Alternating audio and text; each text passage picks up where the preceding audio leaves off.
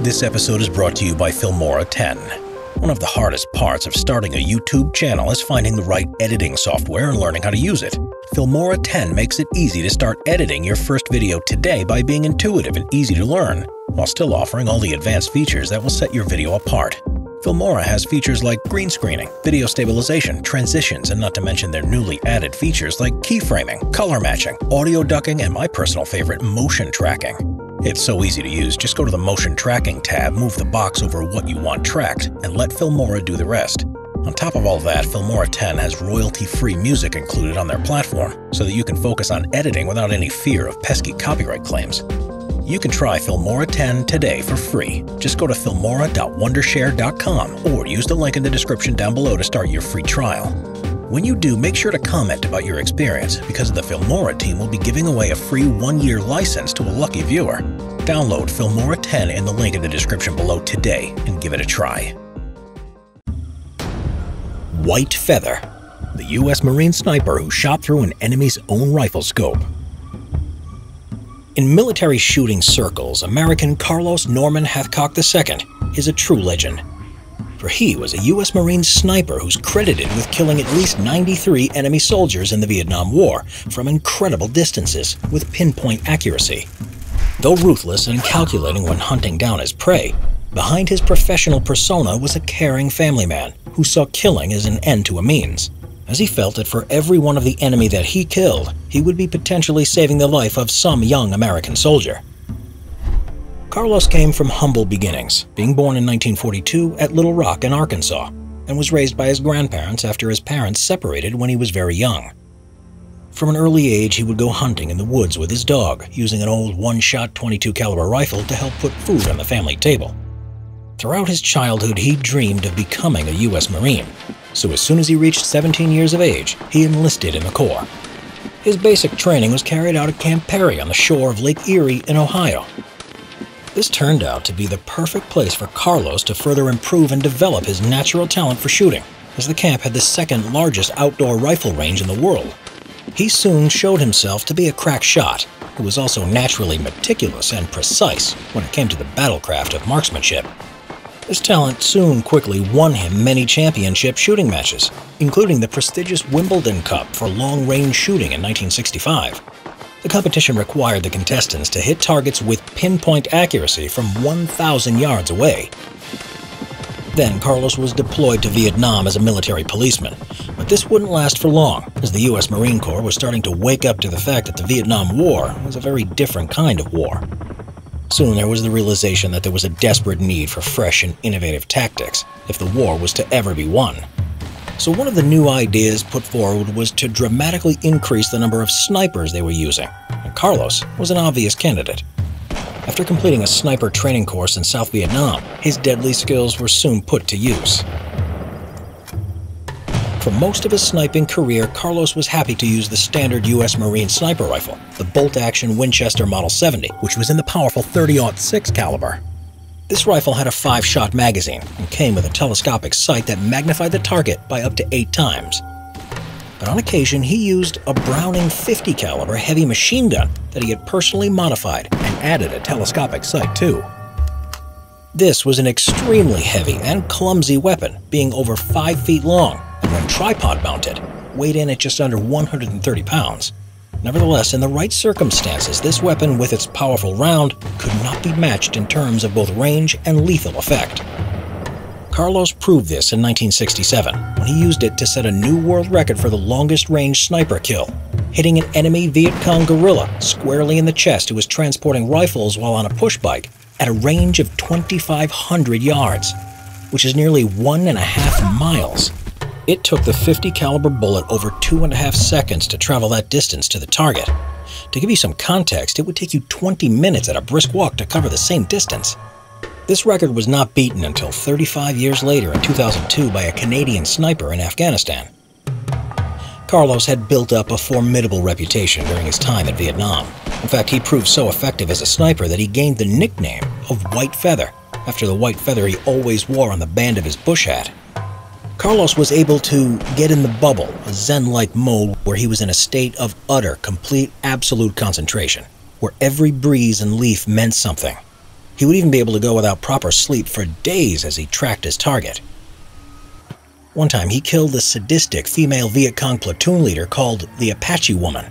She was a Vietnamese platoon leader, interrogator, and sniper with a high number of kills, but what she was known most for was her torture methods.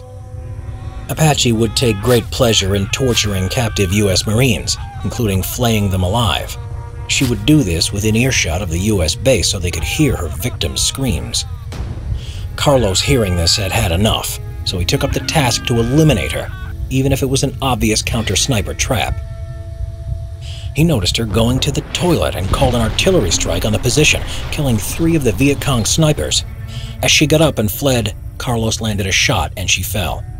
He then made a follow-up shot just in case. As White Feather's tally started to mount, the enemy began to fear him so much that they put a $30,000 bounty on his head, which is over $250,000 in today's value for anyone that killed him. This was by far the highest bounty put on a U.S. sniper during the entire conflict. So many enemy snipers tried to claim this bounty, but all failed miserably, most dying in the process as he ruthlessly picked them off one by one. On one occasion, he was in a sniper duel with an elite enemy sniper, codenamed the Cobra. While tracking the Cobra, Carlos noticed the sniper's glint from his scope. Steadying the crosshairs from the Winchester Model 70 onto it, he squeezed the trigger. The bullet had traveled at a long range through the sniper's own telescopic sight, straight into his eye socket, killing him instantly. Carlos realized that to make such an incredible shot, that the Cobra must have spotted him at the same time. He understood that he was just slightly quicker that time, and had a great respect for his foe's abilities. He took the rifle as a souvenir and tagged it, although he would never see it again. At times, Carlos had to make difficult decisions. One of his shots, 1,500 yards away from a hilltop, was on a 12-year-old Viet Cong guerrilla who was transporting weapons and ammunition on a bicycle to an enemy patrol. He didn't want to kill men and certainly not children, but he realized if action wasn't taken, that the guns would be used on his fellow Marines. He gently pushed his thumbs on the .50 cal's trigger, firing a shot at the front wheel of the bicycle, sending the boy somersaulting over the handlebars. The warning shot didn't make the boy run away as planned. When he picked up an AK-47 and began firing at the hill, Carlos dropped him dead with one well-aimed shot. This situation would go on to haunt him forever. Carlos volunteered for a mission just days before the end of his first deployment. This mission was to eliminate a North Vietnamese general in his own headquarters, deep in the forest. He had to do it at a close range of 800 yards or less, and he was to do it alone without a spotter. This was the mission where he removed his white feather out of his hat. Carlos put vegetation in his buttonholes and straps and covered his skin in camouflage paint to match the surroundings. As the general emerged from the plantation house and walked towards his car, Carlos held his breath and squeezed the trigger, killing the general with a shot to the chest. No one had seen the muzzle flash, and no patrols came after him. Carlos would eventually be credited with an official confirmed total of 93 sniper kills.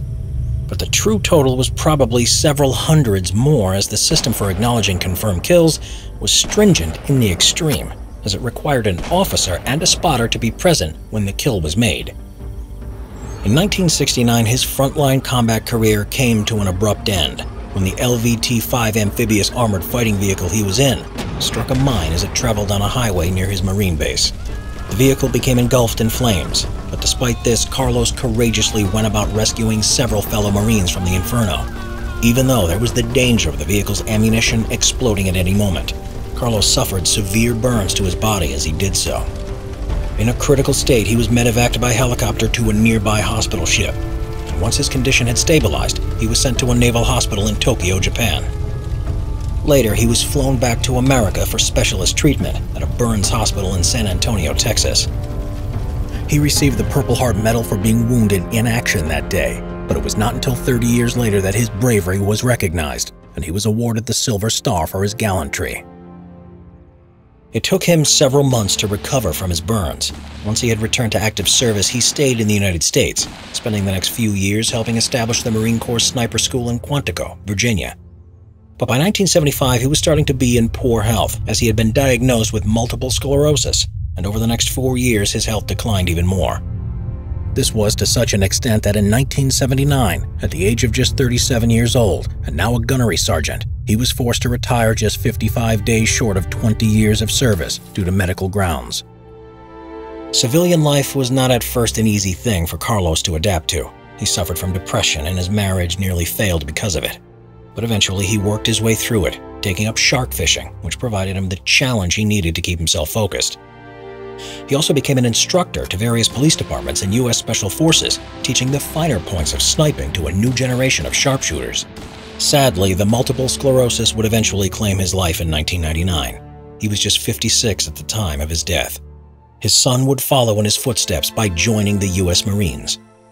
Carlos had a special high-grade variant of the M21 semi-automatic sniper rifle named after him. The manufacturer's Springfield Armory named it the M25 White Feather Tactical Rifle in his honor. Carlos's original military-issue sniper rifle can be seen at the Marine Corps Sniper Museum in Quantico, Virginia, where it's currently on display.